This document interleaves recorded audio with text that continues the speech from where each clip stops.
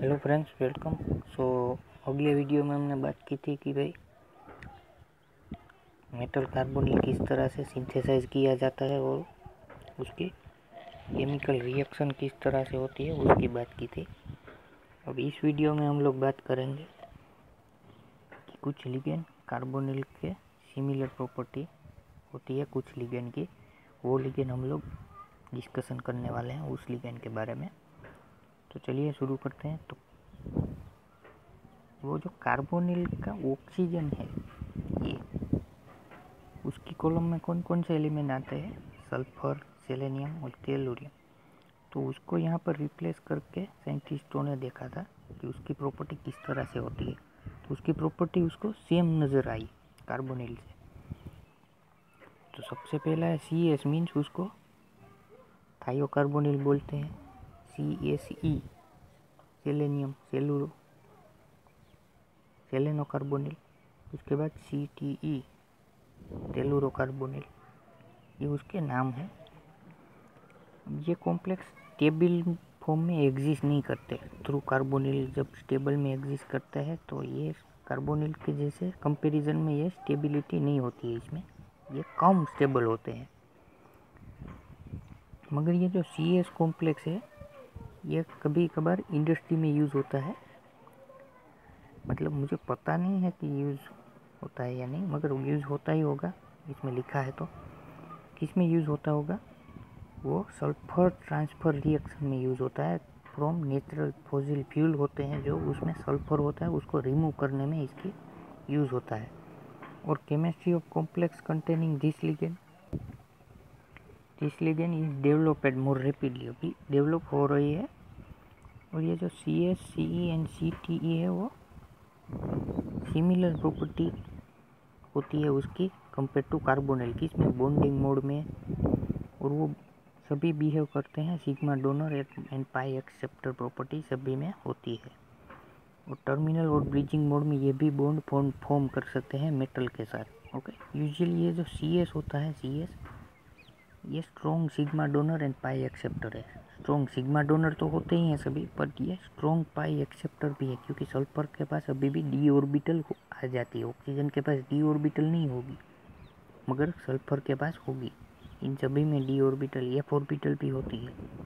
Okay, sulphur के पास तो d orbital होती है, f ऑर्बिटल नहीं होती। तो ये d ऑर्बिटल होने की वजह से ये स्ट्रॉन्ग पाई एक्सेप्टर भी है। पाई इलेक्ट्रॉन एक्सेप्ट करने की उसमें क्षमता है। कंपेयर टू कार्बोनिल में वो नहीं है, क्योंकि वो कार्बन के पास तो 5 स्टार फिल हो जाएंगी, तब ऑक्सीजन की भी फिल हो जाती है, तो उसके पास d ऑर्बिटल नहीं होती। सल्फर के पास वो d ऑर्बिटल होती है। अब इसकी स्पेक्ट्रोस्कोपिक प्रॉपर्टी में चेंजेस आते हैं कि इसकी बॉन्डिंग किस तरह से वीक होती है कि स्ट्रॉन्ग होती है। अब मान लीजिए ये कॉम्प्लेक्स है जिसमें यहाँ पर CE लगा है। CE मीन्स E की जगह हम लोग ये एटम सब्स्टिट्यूट करेंगे, O, S, AC and TE। तो अब लोग होता क्या है कि ये सारे के सारे एटम इसमें सब्स्टिट्यूट किए गए हैं, ऑक्सीजन, सल्फर, सेलेनियम और टेलुरियम। अब यहाँ पर फ्रीक्वेंसी में क्या चेंजेस आया है? ये फ्रीक्वेंसी कम होती जा रही है। जब कॉम्प्लेक्स चेंज होते जा रहे हैं उसी कॉलम के ऑक्सीजन वाले फैमिली के, तो फ्रीक्वेंसी कम होती जा रही है। ऐसा क्यों? क्योंकि जब आप लोग टॉप से बॉटम तक आएंगे ऑक्सीजन फैमिली में, और कोई भी फैमिली पीरियोडिक टेबल की हो, तो उसमें साइज एटम की इंक्रीज होती जाती है। अब साइज इंक्रीज होने से क्या होगा? ये जो बॉन्ड है ये वाला नहीं, मीन्स ये वाला CE बॉन्ड होगा, CE बॉन्ड वीक होता जाएगा, क्योंकि वो E एटम जो होगा उसकी साइज इंक्रीज होती जा रही है। इसी वजह से ये बॉन्ड वीक होता जाएगा। और वीक होने से मैंने आप लोगों को अगले वीडियो में शायद बताया होगा कि बॉन्ड जब वीक होता है तो उसकी ट्रेचिंग फ्रीक्वेंसी लो हो जाती है। तो यही रीज़न है कि ये ट्रेचिंग फ्रीक्वेंसी डिक्रीज हो रही है एटम की साइज इंक्रीज होने से। तो ये एक्सपेरिमेंट किया था साइंटिस्टों ने। तो चलिए नेक्स्ट कॉम्प्लेक्स देखते हैं, NO कॉम्प्लेक्स। तो ये NO कॉम्प्लेक्स में क्या होता है? वो 3 फॉर्म में होता है। 3 फॉर्म मीन्स पहला वाला फॉर्म है वो लीनियर जियोमेट्री। लीनियर मीन्स ये जो NO बॉन्ड है वो लीनियर फैशन में है। दूसरा वाला में बेंड मीन्स ये जो NO बॉन्ड है वो बैंड में है, बैंड जियोमेट्री में।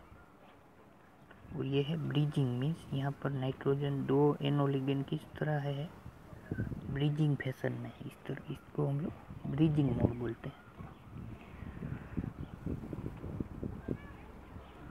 इसकी फ्रीक्वेंसी की डिस्कशन करें तो बैंड में फ्रीक्वेंसी कम होती है कंपेयर टू लीनियर में।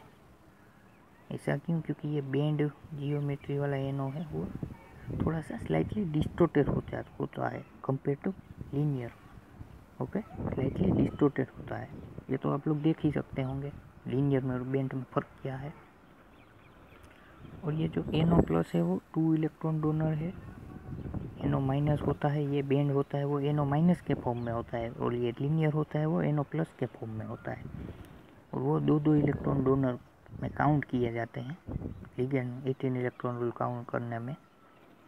और न्यूट्रल लिगेंड मेथड में ये जो NO है लीनियर वो 3 इलेक्ट्रॉन डोनर होता है, और NO बैंड होता है वो 1 इलेक्ट्रॉन डोनर होता है। ये मैं आपको अभी नेक्स्ट स्लाइड में आपको फिगर के थ्रू दिखाता हूँ। यहाँ पर कुछ डिस्क्रिप्शन लिखा गया है, उसको हम लोग देखते हैं। ये जो ब्रिजिंग NO होता है, ये इसकी जियोमेट्री कैसी है, लीनियर जैसी है। यहाँ पर देखो तो लीनियर में जो बॉन्डिंग है उसी तरह की ब्रिजिंग में है, तो ये भी 1 इलेक्ट्रॉन डोनर होता है, ब्रिजिंग भी। तो इसी तरह से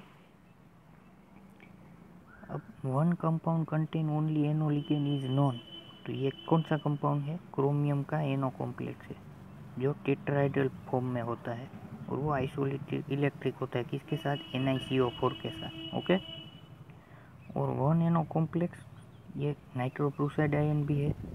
ओके, ये वेसोडिलेटिंग एजेंट के फॉर्म में यूज़ होता है हाई ब्लड प्रेशर की जो ट्रीटमेंट होती है उसमें। किस तरह से, जिसमें NO लिगेंड होता है वो हमारी बॉडी में रिलीज हो जाता है, और इसी तरह हाई ब्लड प्रेशर की जो तकलीफ होती है वो भी रिलीज होती जाती है। वो सारी की सारी मैकेनिज्म है, आप लोग गूगल से पढ़ सकते हैं। अब NS complex has been reported which is act as a strong S donor and weaker pi acceptor then NO के कंपैरिजन में ये वीकर पाई एक्सेप्टर है। अब क्यों है, क्योंकि greater negative charge on nitrogen atom in NS में nitrogen पे ग्रेटर नेगेटिव चार्ज होता है, इसी वजह से ये सिग्मा डोनर तो स्ट्रॉन्ग है बट पाई एक्सेप्टर वीक होते हैं, क्योंकि उसमें ही इलेक्ट्रॉन ज़्यादा है, तो वो एक्सेप्ट क्यों करेंगे। नाइट्रोजन पे इलेक्ट्रॉन डेंसिटी हायर होगी तो वो इलेक्ट्रॉन को रिपेल कर देगा ना, जब मेटल में से इलेक्ट्रॉन बैक डोनेशन के थ्रू आएंगे तो। ओके, तो ये है उसका जस्टिफिकेशन। वो इसकी बॉन्डिंग की बात की थी, तो देखिए ये है न्यूट्रल लिगेंड मॉडल है, ये है डोनर पेयर मॉडल है। तो देखिए बैंड जियोमेट्री में मैंने बोला था कि ये 1 इलेक्ट्रॉन डोनर होगा, किसमें, न्यूट्रल लिगेंड मॉडल में। ये देख सकते हैं band geometry, neutral ligand method, 1 electron donor. किस तरह से, क्यों, ये ऑर्बिटल में से मेटल को 1 इलेक्ट्रॉन के साथ ये सिग्मा बॉन्ड बनाएगा, कोवेलेंट बॉन्ड। इसी तरह ये 1 इलेक्ट्रॉन शेयर करेगा। As well as you can see that in linear molecule NO has 3 electron donor. Why 3 electron donor? Nitrogen has its extra electron lone pair which is donate toward the metal. So it count as a 2 electron, and 1 extra electron its orbital to donate d orbital. It's p orbital to donate metal d orbital. Then it creates pi bond. So it will act as a 3 electron donor. और donor pair model में देखिए तो ये NO minus, ये 2 electron donate करता है, तो इसी तरह इसको 2 इलेक्ट्रॉन डोनर बोला जाता है। इस तरह से इलेक्ट्रॉन डोनेट करता है। NO प्लस में ये भी 2 इलेक्ट्रॉन डोनेट करेगा, ये लोन पेयर वाले मेटल को। और मेटल तो ये जो एरो है ये तो बैक डोनेशन है, मेटल जब बैक डोनेट करती है उसकी पाई स्टार ऑर्बिटल, ये इलेक्ट्रॉन। यहाँ पर 3 ही इलेक्ट्रॉन हुए नाइट्रोजन के, ये 1 और ये 2, ये एरो है, ये तो बैक डोनेशन है। ओके, तो इस तरह से इसकी बॉन्डिंग को मैंने जस्टिफाई करने की ट्राई की। ये फिगर है, आप लोग, मैं जो भी स्लाइड चला रहा हूँ आप लोग स्क्रीनशॉट ले सकते हैं, क्योंकि आपको दिक्कत ना हो, मटेरियल कहीं से ढूंढना ना पड़े। जो ज़रूरत हो तो। नेक्स्ट बात करते हैं NS-N-NSE कॉम्प्लेक्स। ये एग्जाम्पल मैंने बहुत कोशिश की ढूंढने की और उसके बाद मुझको मिला ये NS और NSE कॉम्प्लेक्स। ये NS का मिला, NSE का अभी नहीं मिला है। तो यहाँ पर क्या है, NS को क्या बोलेंगे, थायोनाइट्रोसाइल।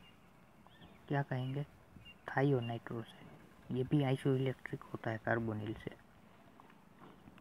ये NO NS दोनों ही लीनियर में भी हो सकते हैं, बैंड में भी हो सकते हैं और ब्रिजिंग मोड में भी हो सकते हैं। NO की तरह NS भी ऐसा होता है।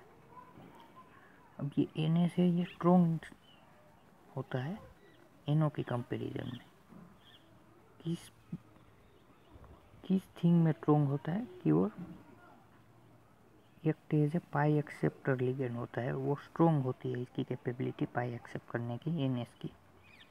Okay, in relative ability of NO and NS to accept pi electron depend on electronic environment. और वो भी स्ट्रॉन्ग नहीं होती है, सॉरी मैंने गलत बोल दिया।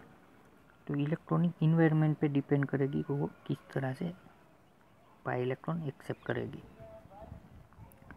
ओनली NSE कॉम्प्लेक्स तो सिंगल कॉम्प्लेक्स ही रिपोर्टेड है अब तक। ओके, वो मैंने ढूंढा मगर उसको मिला नहीं थी, इसलिए ये NS वाला एग्जांपल ही मैंने यहाँ पर रखा है। आपको मिले तो आप लोग सर्च कर सकते हो। अब नेक्स्ट वीडियो में हम लोग बात करेंगे हाइड्राइड एंड डाइहाइड्रोजन कॉम्प्लेक्स के बारे में। So thank you for watching this video.